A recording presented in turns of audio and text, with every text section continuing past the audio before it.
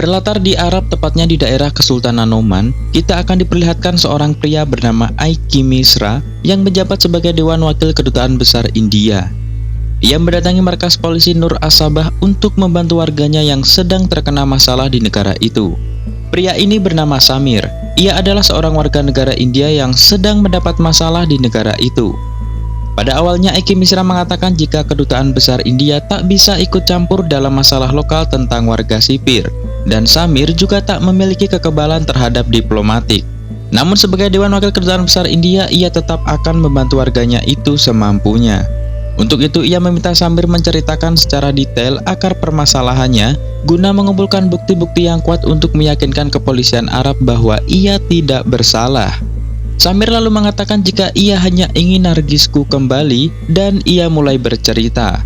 Siapakah Nargis dan bagaimana kelanjutan ceritanya? Seperti biasa, mari pasang headset, siapkan kopi, dan inilah alur film Huda Hafiz. Oke.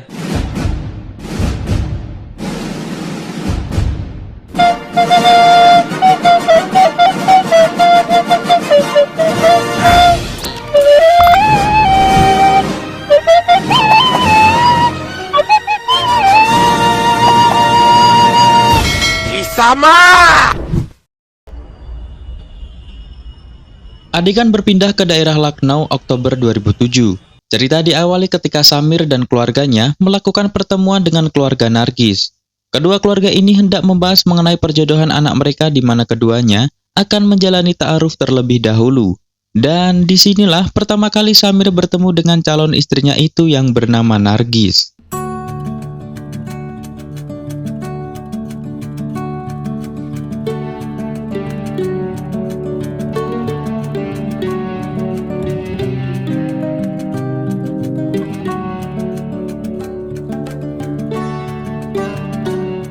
Betapa terkejutnya ia ketika melihat sosok Nargis ini yang begitu anggun dan menawan. Samir yang lugu dan pemalu itu pun tampak grogi di hadapannya.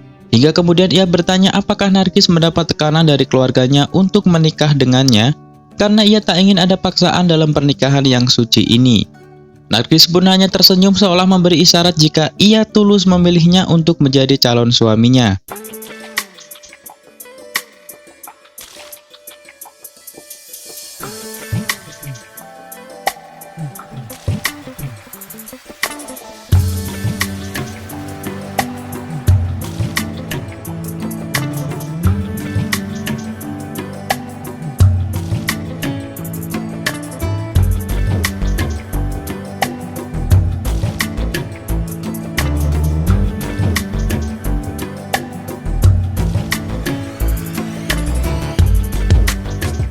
Singkat cerita, mereka menjadi semakin dekat hingga akhirnya hubungan mereka sampailah ke jenjang pernikahan. Terlihat raut muka keduanya yang begitu bahagia, terutama bagi Samir yang sangat amat bersyukur dengan pernikahan ini.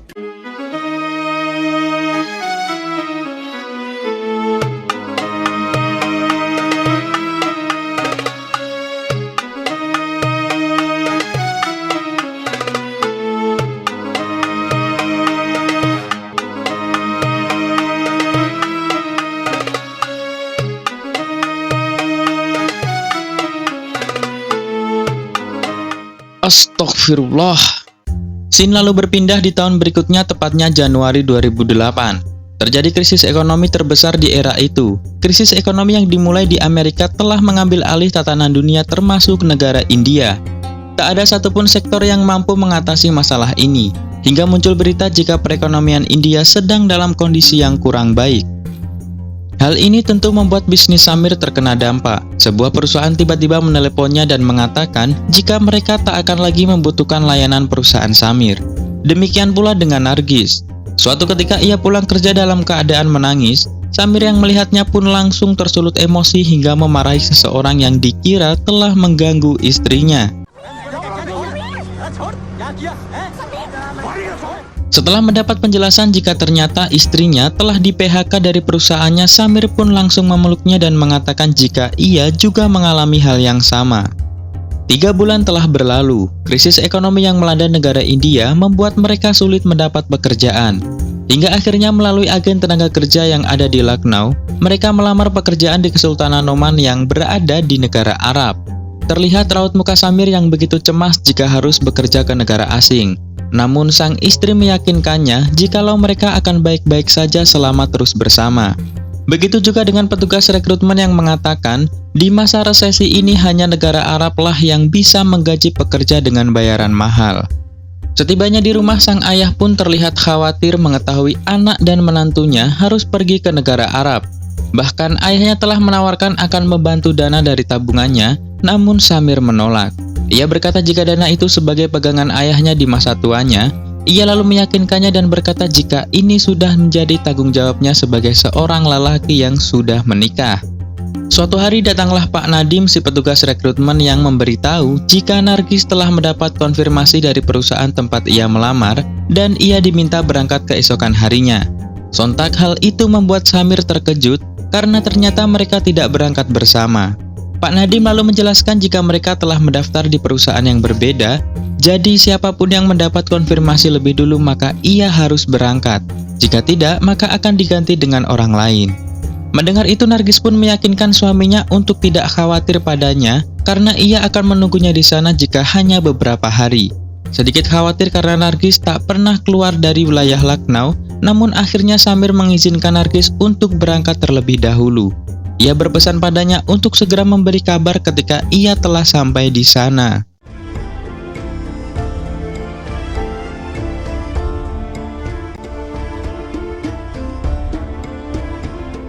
Hari demi hari telah dilewati namun belum juga ada kabar dari istrinya. Hingga akhirnya dering telepon berbunyi dan terdengar suara Nargis yang begitu ketakutan. Istrinya hanya sempat berkata jika ia ingin pulang ke India. Ia diperlakukan sangat buruk dan itu bukanlah tempat kerja. Ia meminta Samir untuk segera datang ke sana dan membawanya pulang. Belum selesai ia berbicara, tiba-tiba terdengar seorang laki-laki yang merebut teleponnya dan memarahinya.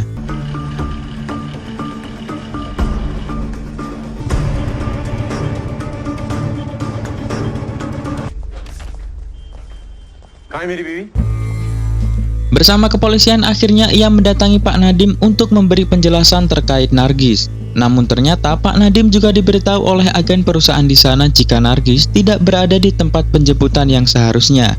Jadi ia pun tak tahu di mana Nargis berada. Lalu pihak kepolisian menyarankan Samir untuk pergi ke Noman dan meminta bantuan kedutaan besar India dan polisi setempat untuk mencari Nargis yang hilang.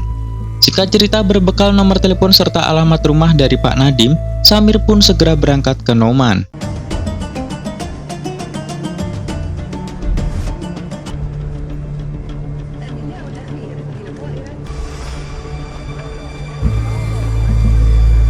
Tibalah Samir di Noman. Ia lalu mencari taksi dan bertemu seorang supir taksi bernama Usman Hamid Ali Murad. Usman adalah orang yang ramah dan sangat baik terhadap Samir. Dan kebetulan ia juga bisa berbahasa India. Suatu ketika ia mampir ke sebuah market untuk menukar uangnya ke Arab sekaligus membeli kartu telepon Arab. Segera Samir menghubungi nomor telepon yang diberi oleh Pak Nadim, namun tak ada satupun yang terhubung. Ia lalu menanyakan sebuah alamat, namun betapa terkejutnya ia ketika Usman memberitahu jika kode alamat yang ia tunjukkan tidak ada di wilayah Noman. Kemudian ia menuju kantor polisi setempat untuk menghubungi polisi India sebelumnya untuk memberitahu Pak Nadim jika nomor telepon dan alamat yang diberikan tidak ada di wilayah Noman. Namun kepolisian India memberitahu jika Pak Nadim tiba-tiba menghilang. Lalu Usman menyarankan untuk membuat laporan orang hilang di sini.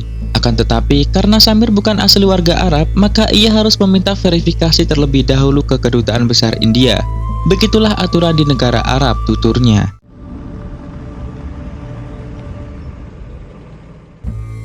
Ia lalu mendatangi kantor kedutaan besar India untuk meminta bantuan dan menceritakan kronologis kejadiannya. Mendengar ceritanya, seorang petugas mengatakan jika ini merupakan masalah yang serius dan harus ditangani oleh seseorang sekelas wakil Dewan Jenderal. Orang itu tak lain adalah Aiki Misra. Namun sayangnya beliau sedang berada di luar kota. Mendengar itu, Samir memohon dengan sangat agar secepatnya dapat segera diinformasikan karena ia sangat khawatir dengan keadaan istrinya. Akhirnya petugas itu hanya bisa membantu dengan cara menghubungi asisten Aiki Misra untuk memprioritaskan masalahnya terlebih dahulu. Sebelum beranjak pergi, Samir lalu minta nomor telepon petugas itu untuk berjaga-jaga.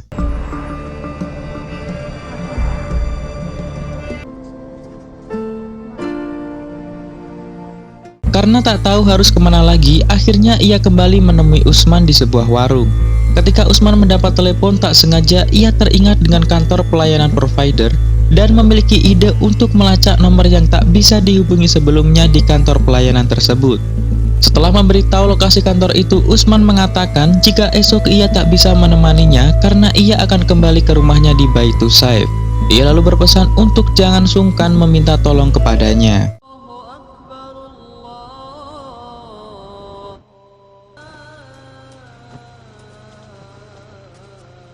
Keesokan harinya ia mendatangi kantor itu dan beralasan jika nomor telepon bosnya tiba-tiba terputus dan ia diminta untuk memeriksa apa masalahnya. Setelah memberitahu nomor teleponnya, akhirnya ia mendapat informasi jika pemilik nomor itu bernama Pervez Al-Shirazi. Ia beralamat di Koloni 6 Flat 24, Kota Jibria, Baitus Saif. Setelah mendapat informasi itu, segera ia menuju ke tempat itu.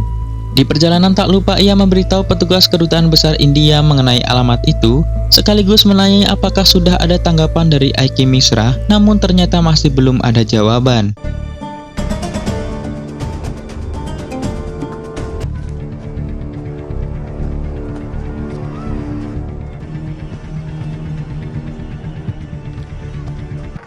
Parvez अल-शराजी? आसिफ उन्होंने कहा नहीं भाई आप गलत पते पे आ गए। वालेकुम-अस्सलाम। वो मकान आपका है ना?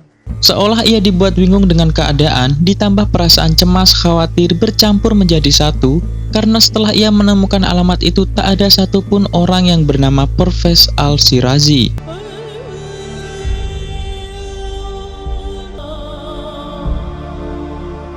Hingga akhirnya ia kembali menemui Usman yang kebetulan rumahnya juga berada di wilayah Baitus Saif.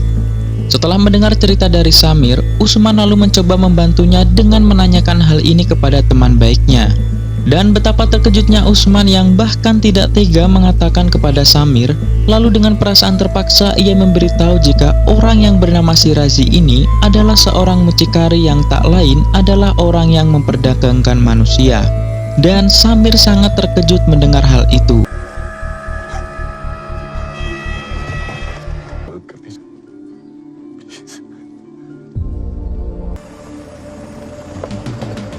Keesokan harinya, Usman kemudian mengantar Samir ke beberapa tempat lokalisasi yang ada di Baitus Saif. Usman meminta pada Samir untuk berpura-pura memesan wanita, padahal mereka sedang mencari Nargis yang mungkin berada di sana.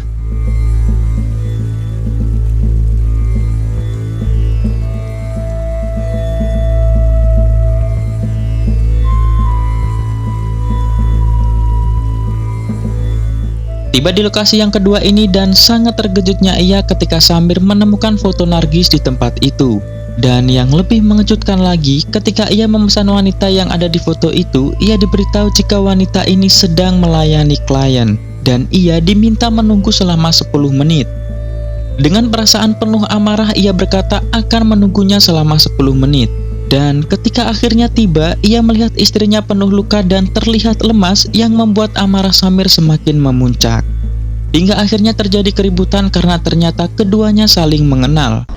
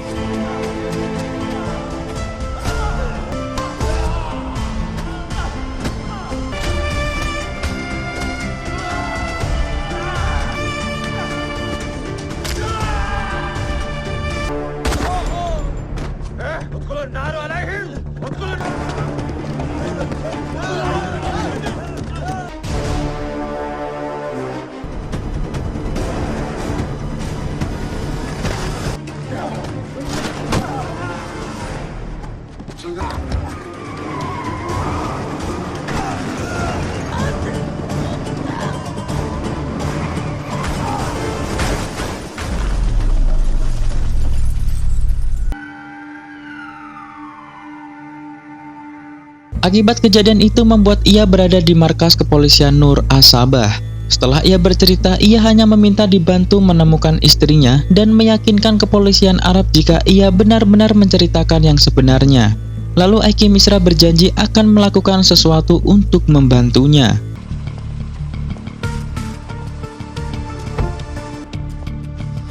Pria ini bernama Faiz Abu Malik, seorang dari Badan Keamanan Internasional atau ISA yang diutus untuk menangani kasus ini.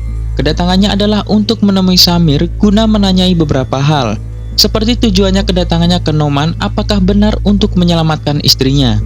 Meskipun Samir sudah menjelaskan bukti-bukti yang ada, namun belum bisa dipercaya, karena mereka orang-orang organisasi ISA telah menemukan mayat seorang pria bernama Pervez Al-Shirazi.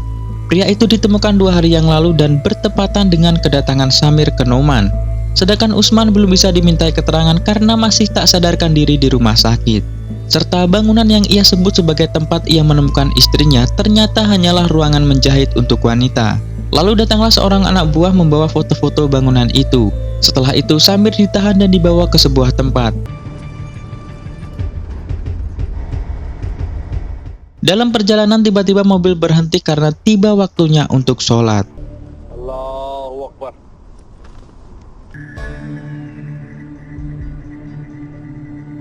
Setelah selesai sholat, Faiz Abu Malik memberitahu Samir jika departemennya telah mengkonfirmasi bukti yang diberikan dan mengatakan jika ia akan membantunya.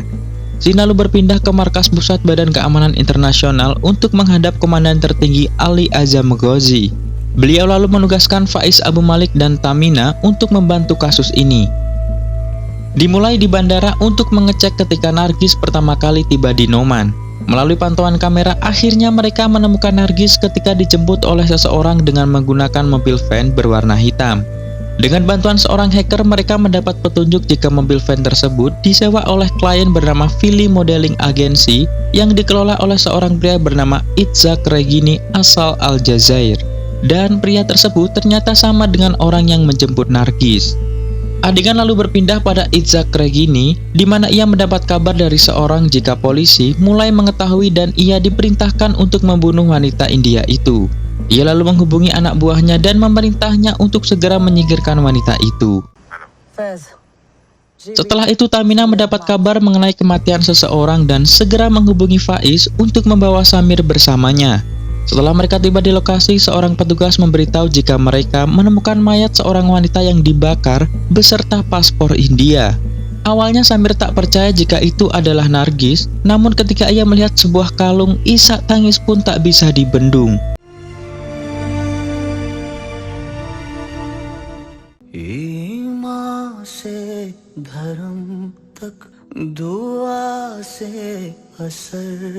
आंसू से जश्न तक आखिरी कदम तक आखिरी कदम तक. Setelah kematian istrinya, Faiz kemudian mengantar Samir ke bandara untuk kembali ke India. Di sana ia berkata, "Aku tak bisa merasakan sakitmu Samir, tapi percayalah jika Kesultanan Noman akan memastikanmu mendapat keadilan." Kembali ke Tamina yang masih merasa janggal dengan kematian Nargis. Ia lalu menerima surat hasil otopsi mayatnya. Setelah ia buka dan benar saja terdapat sesuatu di sana. Ia lalu segera menghubungi Faiz, namun karena tak bisa, lalu ia menghubungi pihak bandara. Ia memberitahu untuk menghentikan penerbangan seorang pria bernama Samir yang menuju ke India. Namun pihak bandara mengatakan jika pesawat sudah lepas landas dan tidak ada penumpang yang bernama Samir. Kemudian Faiz dan Tamina menghadap ke Komandan Ali Azam Ghozi. Di sana Tamina memberitahu jika Nargis ternyata masih hidup. Hal itu dibuktikan setelah ia mendapat surat hasil otopsi, di mana mayat yang ditemukan dengan detail yang kami miliki seperti tinggi badan dan sebagainya ternyata tak cocok. Seseorang sengaja membakar mayat itu hingga parah untuk mengecoh kepolisian. Lalu muncul pertanyaan, kenapa Samir tak kembali ke India? Jawabannya adalah untuk balas dendam pada Itzhak Regini. Benar saja, saat ini Samir sedang mengakses website milik Itzhak Regini dan memasukkan data palsu. Ia mengaku sebagai model wanita umur 20 tahun bernama Roxanne asal Yordania yang baru akan tiba di Noman besok. ia tak memiliki kenalan dan tak sengaja menemukan website model ini dan berharap bisa bertemu langsung dengan Itzhak Regini untuk meminta pekerjaan sementara. Tentu saja cara ini digunakan untuk melacak lokasinya. Bersama Usman, ia lalu mempersiapkan diri dengan membeli sebuah senjata. Singkat cerita, akhirnya ia mendapat lokasi Itzhak yang berada di Sarman Al-Sheikh. Ketika akan kembali ke rumah Usman, ia melihat mobil milik orang-orang ISE berada di depan rumah. Karena tekadnya yang sudah bulat, ia lalu berkata jika kita harus berpisah di sini. Ia juga berpesan pada Usman jika nanti ia mati, maka kuburlah di samping kuburan Nargis. Dengan memakai pakaian wanita, Samir melakukan rencananya. Dengan jumlah uang yang banyak, ia memerintahkan supirnya untuk melakukan perintah sesuai dengan catatan yang ditulisnya. Setelah akhirnya ia diizinkan masuk, dan disinilah pertarungan dimulai.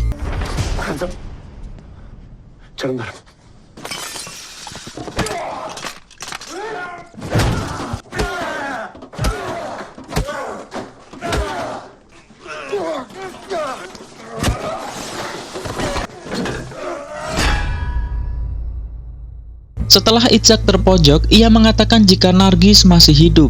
Mayat yang dibakar itu bukanlah mayat Nargis. Itzhak memberitahu jika itu dilakukan untuk mengelabui kepolisian sekaligus agar Samir kembali ke India. Dan saat ini Nargis bersama wanita lain berada di parkiran mobil untuk dikirimkan ke atasannya. Namun Samir tak percaya, ia yang sudah tersulut emosi hendak membunuhnya, lalu tiba-tiba datanglah Faiz, Tamina, dan Usman.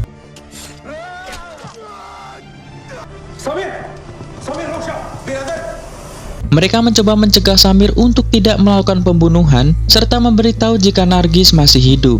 Akhirnya Faiz berhasil membujuknya, namun tiba-tiba sesuatu yang tak disangka pun terjadi.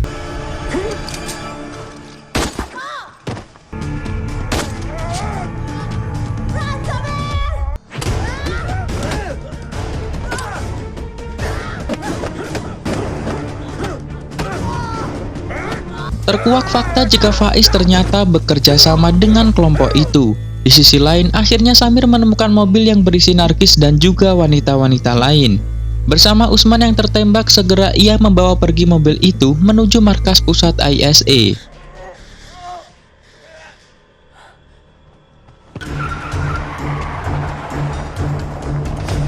Setelah Faiz membunuh Tamina, ia lalu segera menghubungi markas pusat dan mengatakan jika Tamina telah terbunuh oleh Samir.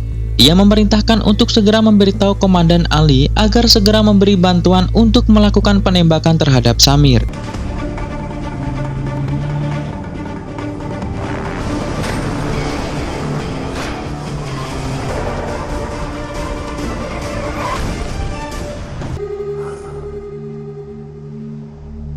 Kemudian terlihat Faiz menuju sebuah tempat dan ia bertemu dengan seseorang yang ternyata adalah atasan Itzhak. Beruntungnya di sana terdapat seorang agen yang sedang menyamar dan tak sengaja memfoto mereka berdua. Ia lalu segera menghubungi markas pusat dan mengirimkan foto itu. Di sisi lain, Aiki Misra yang mengetahui kejadiannya segera menghubungi Samir. Belum sempat ia menjelaskan kejadian sebenarnya, koneksi pun terputus karena sedang berada di wilayah sulit sinyal. Akhirnya ia berusaha sendiri untuk membawa mobil kontainer yang berisi Nargis dan wanita lain itu menuju markas pusat.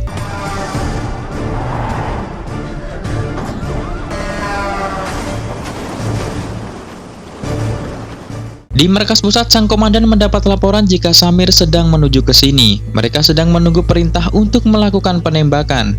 Namun sang komandan ternyata sudah mendapat laporan mengenai hubungan Faiz dengan komplotan itu melalui foto-foto yang dikirimkan anak buahnya.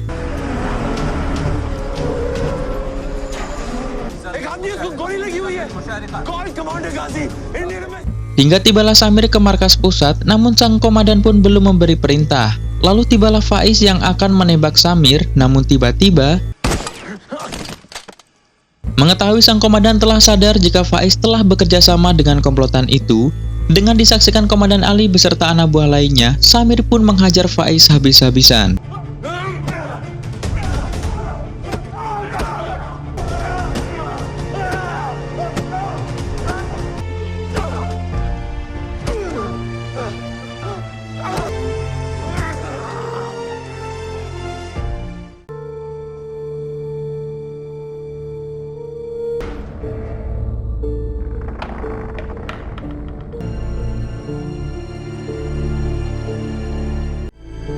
Dan akhirnya Samir dapat bertemu kembali dengan istrinya.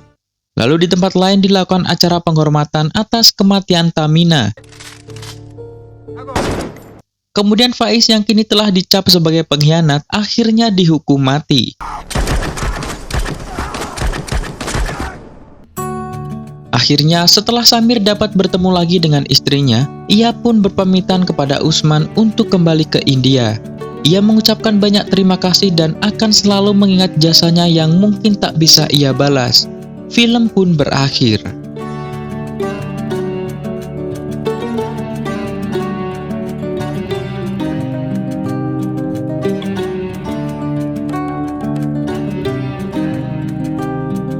Baiklah para bujangan dimanapun Anda berada, demikianlah alur film Huda Hafiz.